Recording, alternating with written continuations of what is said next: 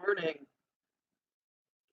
I've been thinking a lot about complexity and simplicity and how simple things become complex and how complex things become simple. And, you know, of course, Wikipedia said there's a word for it called simplexity, the way that simple things in nature need to be explained in complex ways. I thought, gosh, that's really awesome that we've designed a word because we can't be simple and we can't be complex. And somewhere in the middle there, we're finding a complex simplicity. So, what does that have to do with Easter week, right? It's Good Friday. Jesus is in the tomb, uh, having fulfilled his human ministry on Thursday, passed away. Uh, there's some simplicity in thinking that putting the body in the grave is the end of the story. And yet, many traditions say that during the time when Jesus' body was in the tomb, he was actually, his essence was dealing with Lucifer and breaking the chains by teaching those who had died about his messianic reality. There are other traditions that speak in other ways about the time in the tomb. It certainly is complex, absolutely complex, how we understand this simple notion that Jesus has died. I put on my black shirt this morning. The church has uh, got a funeral pall over it. We cover the altar with the black cloth. We are lying in the tomb, waiting now, waiting for Easter Sunday. And yet, in this time, in this pandemic time, in this uh, COVID era, we're we're trying to deal with a much more complex reality rather than a simple one. Um, I have determined that I am a pretty one-note preacher. I think we should be just to our neighbors and be generous to one another and be intimate with our God. God is already intimate with us. Of course, if you've ever heard me speak before, I know that God is in every moment, and our part of that is participating in the intimacy in those moments rather than ignoring that God is present in them. So, I'm a real Micah preacher. Do justice, love mercy, walk humbly with your God. That's really my only note. It's very simple, and yet I'm going to complicate it for purposes of this video. I'm thinking about the communion table. That's where I'm going. I'm thinking about the complexity and the simplicity that we have built around the communion table in modern American churches. And it's tough in a pandemic era because we're not coming together.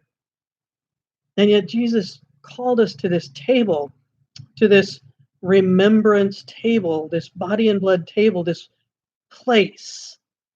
And yet we can't be in the place that we have built for that remembrance.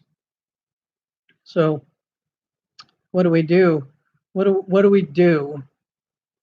We've taken what Jesus did in that Passover meal, that Seder supper. It was a holiday meal. It was a long meal. There were prescribed rituals for the meal, and Jesus sat down and he read many of the readings, and I'm sure the other people at the table read many of the readings that are read through the Seder meal.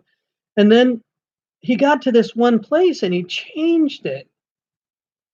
He changed it. And he got to another place and he changed it. So he took what already existed and he changed it to call our attention to it. And the places where he changed it had to do with one of the cups in the table and one of the bread offerings in the table.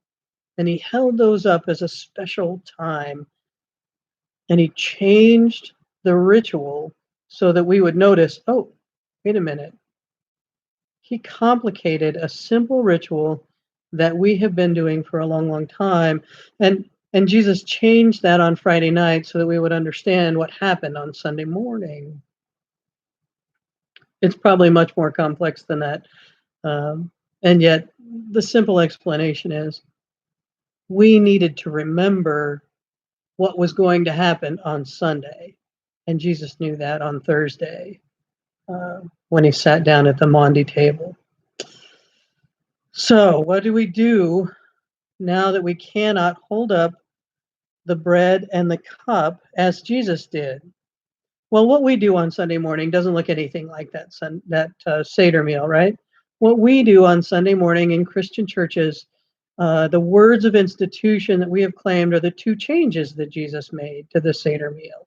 We've we've adopted those words of institution, and we've developed traditions around that fit into our calendar, fit into our checkbook.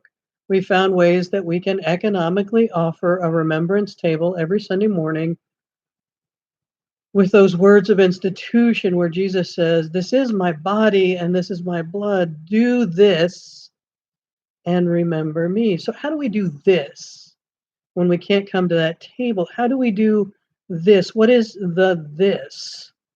We're going to do this Sunday. I know that a lot of my clergy friends have planned a lot of really grand ideas, and I'm going to enjoy looking at Facebook and Instagram and YouTube and all the different places where people are celebrating this remembrance in the new way. How do we celebrate the body and blood? How do we institute the mystical sacrament now that we cannot come around the table? It's hard. It's hard. And I know that I have been denied standing behind the table for many years now. Um, and that's been hard. And yet, that 3 feet of table has become very important to me. The church says I can now stand in front of the table, but I can't stand behind it. Now, many churches, like the Episcopal Church that I'm working with now, says that I can stand behind the table if I go through certain processes, certain complexities. And yet, here we are back at simple. How do we remember the body and the blood? How do we do the Seder meal that Jesus changed? How do we recreate the words of institution in such a way that people in different locations can still remember, can still commune, can still partake the body and blood of Christ?